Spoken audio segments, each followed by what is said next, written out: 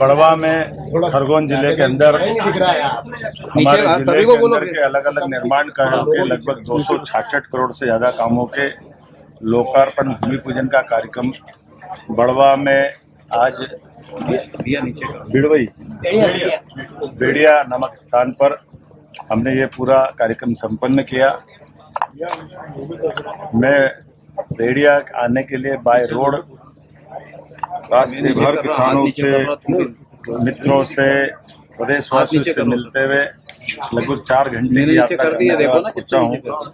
मुझे इस बात की प्रसन्नता है कि जिस प्रकार से यहाँ हमारी पार्टी के प्रति, सरकार के प्रति किसानों ने, युवाओं ने, महिलाओं ने, सभी प्रकार के वर्गों ने उत्साह उमंग के साथ जो स्वागत किया है, मैं धन्यवाद भी देता हूँ। और इस अवसर पर कई प्रकार के विकास कार्यों की लगभग 150 करोड़ के नए कामों की हमारे द्वारा घोषणा भी की गई। इसी स्थान पर शांतिपनी विद्यालय हमारा जो खरगोन में बना उसका लोकार्पण भी हुआ।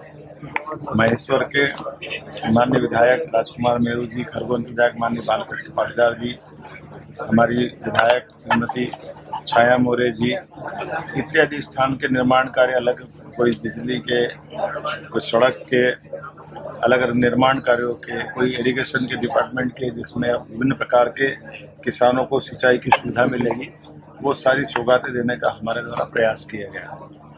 साथ ही साथ लाडली बहनाओं के लिए आगामी सावन महीने में 250 रुपये की अलग से किस्त देने के लिए हमने घोषणा की है। दिवाली से प्रति बहन भाई दूज के साथ 1500 रुपये महीना हमारी सरकार के द्वारा हमारी बहनों के खाते में चालू होगा। अर्थात इस तरह से अक्टूबर से 1500 रुपये महीने की इंस्टॉलमेंट दिवाली के अवसर पर बहनों को प्रारंभ होगी। इसी प्रकार से 27, 26, 28 तक जो हमारी घोषणा है 3000 तक की, वो निश्चित रूप से पूरी होगी। हमने एक एक संकल्प पत्र को अपने वचन पत्र की तरह उसको पाबंद किया है कि हर हालत में हमारे किसानों के, जैसे हमने MSP पे मूंग खरीदी चालू की, गेहूं को 2600 रुपये कुंटल में खरीदना प्रारंभ किया। ये पूरे देश में इतना ज़्यादा राशि कहीं नहीं दी गई गेहूं की जो अपने राज्य में दी गई। यही कारण है कि उपार्जन में भी हम देश में बहुत अग्रगण्य भूमिका में आए हैं। टूरिज्म से लेकर के रोजगार, उद्योग, सभी प्रकार के क्षेत्रों में लगातार काम करते हुए जिस प्रकार से हमने काम किया है, ये अपने आप में बताता है कि जनता अगर हम पे विश्वास करती है तो हम उसके विश्वास पे खरे उतरते हैं। लोग कांग्रेस के शासनकाल को याद करके गालियां बकते हैं क्योंकि कांग्रेस ने कभी विकास में विश्वास नहीं किया।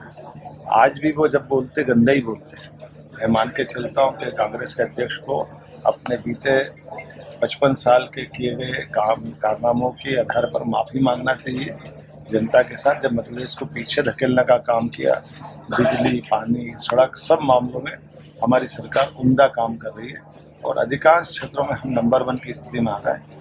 मैं उम्मीद करता हूँ आने वाले समय में विकास का ये विश्वास कायम रहेगा। मेरी अपनी ओर से बधाई।